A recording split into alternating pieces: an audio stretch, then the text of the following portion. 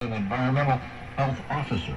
During her 14 years there, she worked at the National Institutes of Health, the Environmental Protection Agency, the Food and Drug Administration, where she provided expertise in the areas of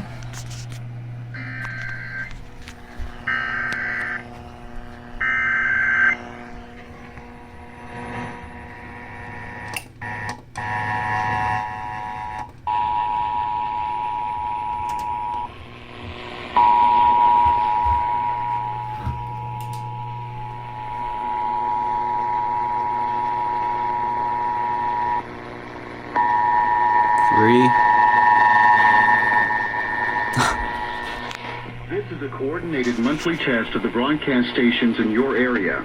Equipment that can quickly warn you during emergencies is being tested. If this had been an actual emergency, official messages would have followed the alert tone. This concludes this test of the emergency alert system. If this had been an actual emergency, official messages would have... System.